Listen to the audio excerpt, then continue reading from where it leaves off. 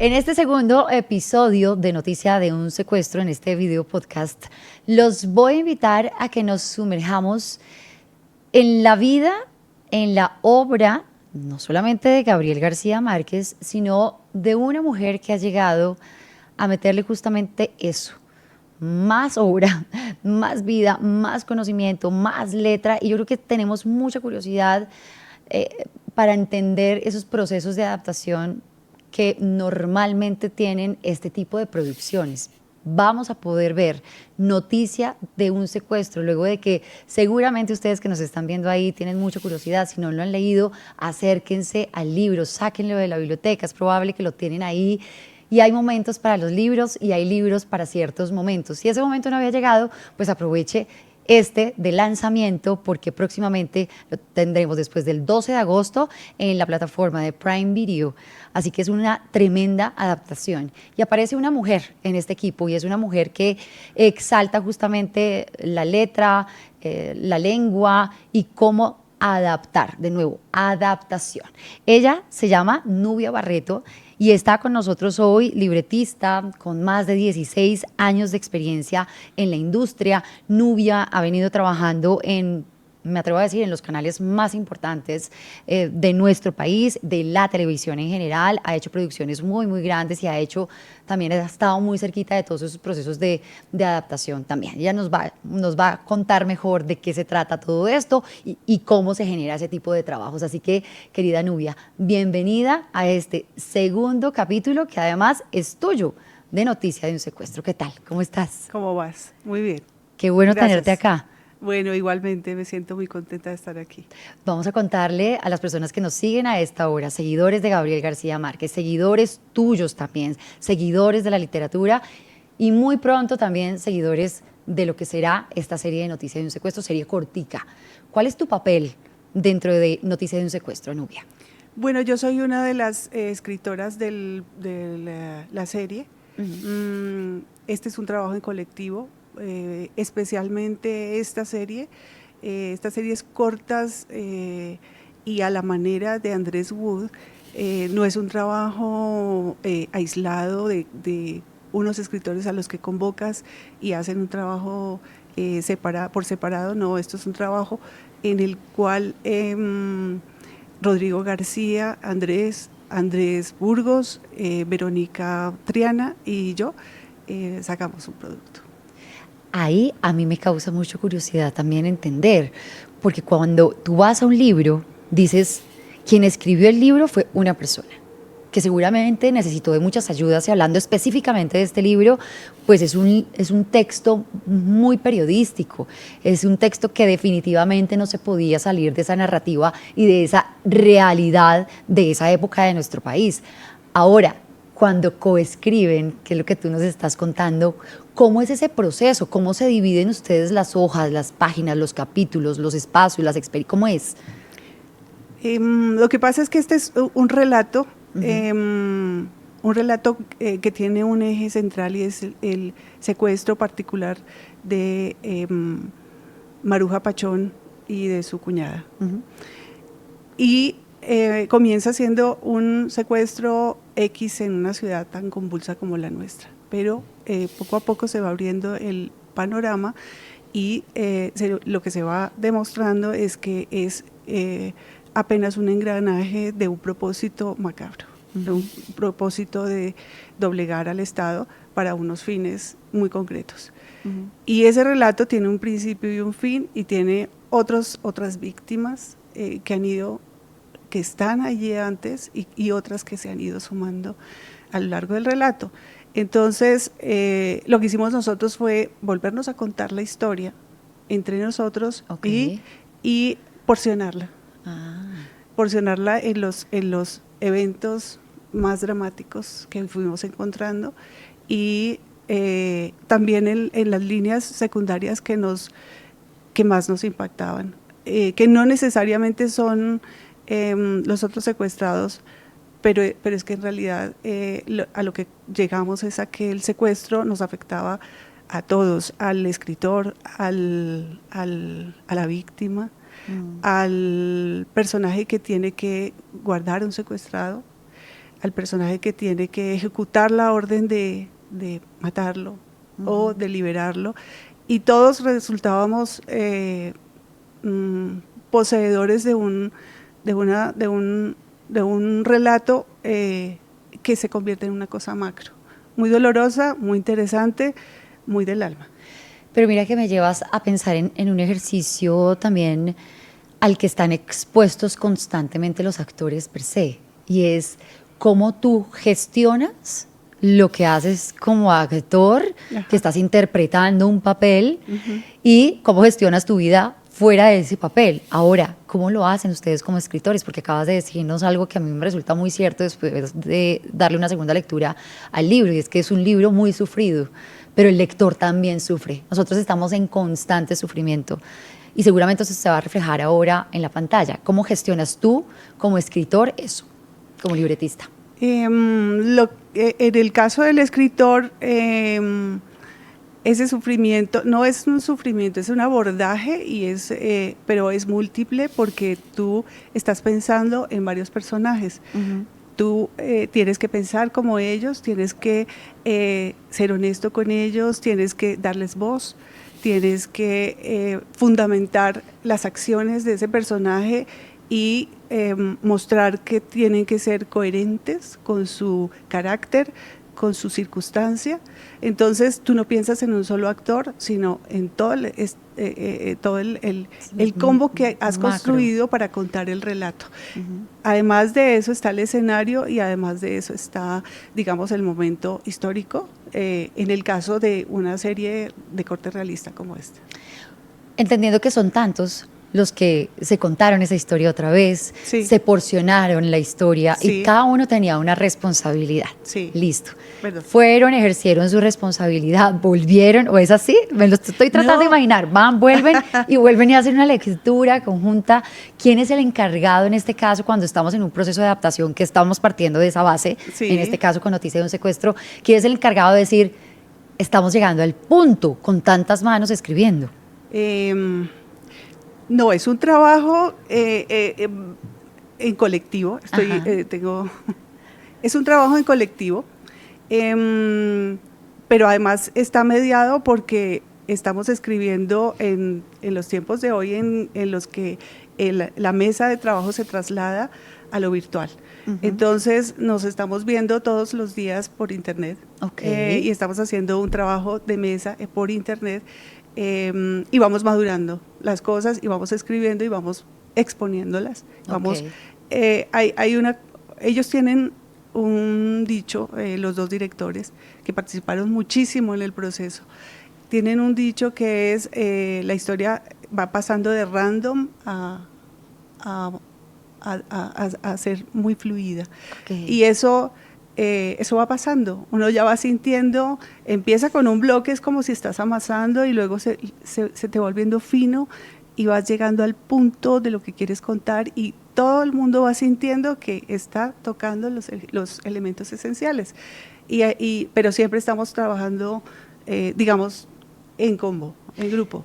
Desde tu punto de vista, ¿es más fácil adaptar una obra como esta, que es una obra tan descriptiva, que tiene tanto detalle chiquitito, tanta minucia, porque había que entender qué era lo que había pasado, dónde la secuestraron, cómo las llevaron, en fin, a que si fuera al revés, en este caso, ¿es más fácil o incluso es un poco más difícil? No entendí la pregunta. No, quiero decir, ¿es más fácil o es más difícil adaptar un libro, en este caso, a la televisión, hacer una serie, cuando ese libro es tan descriptivo? ¿O eso que sea tan descriptivo a ustedes les facilitaba el hecho del proceso de adaptación? Yo creo que nosotros no nos preguntamos eso. Creo que teníamos una responsabilidad con este libro específicamente, con García Márquez, con Rodrigo, que nos invitó a participar en la historia.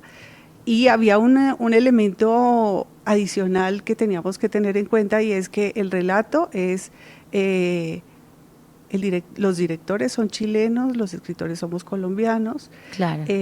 Rodrigo ya es un poco norteamericano, entonces todos tenemos que empezar a hacer acuerdos de qué español vamos a usar. El lenguaje, claro, claro. Sí. Sí, sí, ¿Qué, sí. qué quieres, qué entiendes tú de Español lo que yo estoy chileno, diciendo? español estadounidense, Sí, español colombiano, sí, hay una claro. mezcla. Entonces, cuando hables con Andrés Wood, te vas a dar cuenta de que entendió mucho la jerga colombiana.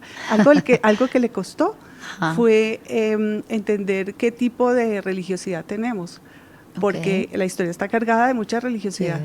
sí, sí. Los personajes, tanto los captores como los cautivos, se sostienen también por sus creencias religiosas, Ujú, pero ujú. son distintas de las de los chilenos. Wow, bueno, eso Entonces, está bien sí, interesante, sí, sí. sí. Nubia, tú me contabas fuera del aire una historia también bien interesante que tiene que ver con ese primer acercamiento que cualquiera de nosotros habría podido tener con el libro, ¿no? Entonces uno dice, mi primer acercamiento fue cuando en el colegio me pusieron a leer este libro o cuando en la universidad estudiando periodismo me dijeron, esto usted se lo tiene que leer. ¿Cuál fue el tuyo? Yo estaba estudiando en el posgrado en la Universidad de los Andes y María Jimena Duzán me invitó a, a participar en una investigación para Gabriel García Márquez. Él en ese momento estaba trabajando con las Marías en QAP y yo llegué allá y me encomendó una serie de tareas y no sabía qué era esta historia. Lo sorprendente es que 25, 27 años después, Verónica Triana me invitó a escuchar una propuesta y me dijo, ¿quieres trabajar en la adaptación? Y yo, por supuesto, guardaba mis recuerdos de lo que fue el trabajo con García Márquez para esa historia y me pareció muy emocionante. ¿Qué recuerdas de ese trabajo específicamente con Con García él, Márquez justamente? Claro. no, muy papá, muy sencillo, muy querido, muy afable. mm, las tareas que me encomendaba finalmente yo no tenía por qué entender para dónde iban, ¿no? Él quería un investigador y yo hice mis tareas, pero más allá de eso no llegué, pero me pareció muy cálido, muy agradable. Y tremenda oportunidad que se te viene a presentar tanto tiempo después a la que no creo que hayas dicho lo voy a pensar. Ni Esa siquiera, no. es una decisión de sí no, o no No. de una. Y Verónica no lo sabía y cuando me llamó al equipo, yo le dije de una vez que sí y cuando ya en las sesiones de trabajo hablamos con Rodrigo, me dijo, cuéntame, ¿cómo así que tú conoces a mi papá? Y le conté cómo fue. Y no solo que lo conozco, sino que estuve en el nacimiento de Noticia de un Secuestro. Wow, increíble. Bueno, mira, cuando todos los trabajos tienen muchos grados de dificultad, unos más que otros, etcétera. Y en el mundo del periodismo y el mundo de los medios de comunicación especialmente, pues se requiere de mucha investigación, se requiere de mucha lectura, se requiere también de muchas salidas, muchas veces de campo para entender de qué es lo que estamos hablando, entender a ciertos, en este caso, protagonistas de algunas historias, llegar a ellos, interpretarlos, etcétera. Si yo te pusiera a pensar en un grado de dificultad que tuviste escribiendo esta adaptación de ese libro, haciendo parte del libreto del libro, ¿cuál sería esa dificultad mayor? En una escala de menor a mayor, ¿cuál fue la mayor para ti? ¿Cuál fue la dificultad mayor? El tema del secuestro mismo es muy doloroso, en mi familia hubo un secuestro, entonces Si es volver a tocar la entraña también, ¿no? sí, volver a tocarla. Y también el asunto es, vamos a contar una cosa muy dura de nuestra realidad, pero puede ser una cosa muy interesante y muy hermosa. El abordaje puede ser muy hermoso. Esa es una dificultad porque Sí, tú cómo lo puedes, pones bonito una situación que es tan compleja. sí, no O cómo la tienes, cuentas diferente. exacto, no tienes que ponerlo bonito, puedes hacer una historia grandiosa y eso la hace hermosa, ¿cierto? Esa fue la dificultad Wow. para mí. Y me voy a quedar con algo que dijiste ahora y que habrá que investigar también y que tiene que ver con el tema de las religiones y cómo perciben la religión colombiana en otros países en el mundo y cómo nosotros a veces somos, ay Jesús, ante una cosa muy negativa, ay Dios mío, pero yo ¿por qué me metí en esto? Entonces para alguien, a un foráneo dirá, esta señora, ¿qué es lo que le pasa? Sí, mira, hay un tramo en el relato de García Márquez que nosotros trasladamos a la historia y es cómo vivir la Navidad. ¿Cierto? Cómo aprovechar eso para que los captores pudieran sensibilizarse y permitir que los cautivos tuvieran algún contacto con sus familias. Entonces hay una serie de trámites y de eventos que solo son colombianos, los villancicos, los eventos del 16 al 24 de diciembre. Sí, nuestras novenas. Las novenas, eso no existe fuera de, creo que en Ecuador sí, pero en el resto del mundo no. Y los villancicos y eso para ellos era, para nuestro equipo, que no era colombiano, era muy sorprendente. O sea, y que eso unificara a captores y cautivos, ¿no? Sí, hay quienes dicen que al captor, al raptor, a veces como tratando de humanizarlo, no es tratar de humanizar, es un ser humano, que ejecuta o lleva a cabo un trabajo del que puede o no estar orgulloso, como yo me atrevo a decir, como cualquier otro trabajo. Hay trabajos en los que tú te sientes absolutamente orgulloso de lo que haces, estás convencido de ello, y hay otros en los que no. Y en esa parte de humanizar, que no sé si es la palabra correcta, pero no se me viene otra en este momento a la cabeza, me imagino que para ustedes también resulta un reto, y es eso, cómo hacer para que la gente entienda que al final eso es una persona más que está haciendo un trabajo y que ese trabajo puede terminar muy mal, porque es que el futuro de ese tipo de personas, la mayoría de las veces es un futuro caótico, y por qué no decir, pues eso termina en la muerte. Sí, para nosotros también hace parte de eso que te digo, de la dificultad de no esquematizar a una persona o una circunstancia, o simplemente remitirlo es la violencia de este país. No, hay una cantidad de gente atrapada en hechos violentos y que desde luego, niños incluso.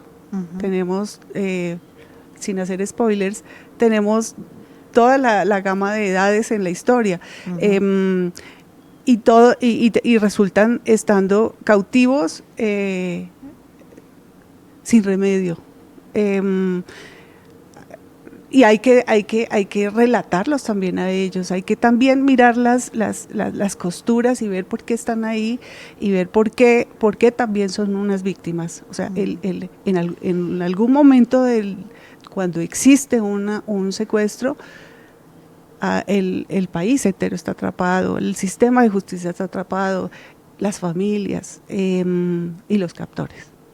Sí, hay un sufrimiento, que era lo que decíamos. Sí, hay un sufrimiento constante. Sí, claro. Entre todos los actores hay un sufrimiento. Claro, y se tejen relaciones, y relaciones muy fuertes. Y ahí, digamos, las manipulaciones normales de la vida en un espacio muy pequeño, se crean unas relaciones muy especiales y también muy tóxicas. Y ya ves que en el libro se habla mucho de amor también. Sí. Constantemente estás hablando en medio de algo tan difícil, tan triste. Claro. Yo no tengo muy buena memoria, pero sé que hay una gran frase dentro del libro que habla justamente de ese amor o de ese apego hacia la pareja, que no necesariamente el amor es estar netamente en felicidad, sino más o menos estar jodido con la otra persona. Hacia allá creo que va esa frase. Pero claro, pero es una frase de Maruja, no me acuerdo en ese momento, porque en el fondo, si pudieras decir una sola frase de que es Noticia en Secuestro, es la historia del trabajo de un hombre por liberar a su gran amor. ¿Cuál crees tú que va a ser el impacto de la adaptación del libro de Gabriel García Márquez llamado Noticia en Secuestro en la televisión? Yo creo que va a ser muy bueno, creo que es una obra trabajada con mucho cariño, con mucho respeto por la obra de García Márquez, y también es un homenaje a las víctimas, como te digo, las víctimas de todos lados, de todos las pelambres. Me parece que va a ser impactante la propuesta y que el trabajo de Andrés Wood y Julio Jorquera lo hace muy especial. ¿Cuánto tiempo te tomó o les tomó a ustedes en conjunto hacer ese libreto? Años. Si esto no es un proceso esto no se hace en 6 meses. No, esto se toma su tiempo. Porque requiere de muchas lecturas, de nuevo, volver a leer, volver a imaginar, volver a pensar. Y ustedes dentro de los procesos de escritura, ¿alcanzan a pensar en algún punto en quiénes podrían ser los protagonistas de esas historias? Ya poniéndolos en carne y hueso y ya pensando que va a haber unas personas que van a interpretar esos papeles. Uno siempre escribe pensando en alguien. Sí. Este personaje el cuerpo de este personaje es X y uno le escribe pensando en él. Y cuando viste a esos personajes dijiste, es que eso era lo que nosotros lo pensábamos así. Sí. Hay sorpresas, ¿no? Hay sorpresas. Hay un personaje que se llama El Monje, que lo van a ver. Sí. Y es una sorpresa. Bueno, pues llenos de sorpresas estamos y creo que no vemos la hora de que sea este gran estreno que, como les decíamos, será el próximo 12 de agosto a través de Prime Video. No se lo pierdan y intenten ayudarnos a pasar la voz con este video podcast, porque qué rico cuando uno tiene esa posibilidad de leer, luego de ver, pero qué bueno saber las historias detrás de cada proceso dentro de una historia como esta. Y entonces ahí hay el libretista, está el guionista, está el director, están los actores, pasan tantas cosas que qué bueno poderse permear de todo ello. Así que para nosotros es un placer tenerte hoy con nosotros, de verdad que sí. Gran admiración. Nubia, que seas tú quien invite también a nuestros seguidores, a tus seguidores, a todos los seguidores de Prime a que vean esta serie. Siempre será un placer ver cosas de García Márquez en Colombia. Él sigue muy vivo en la realidad colombiana y lo van a ver a través de Noticia de un Secuestro. Bueno, y a ustedes gracias. Nos volvemos a encontrar en un próximo capítulo con más historias a propósito de Noticia de un Secuestro.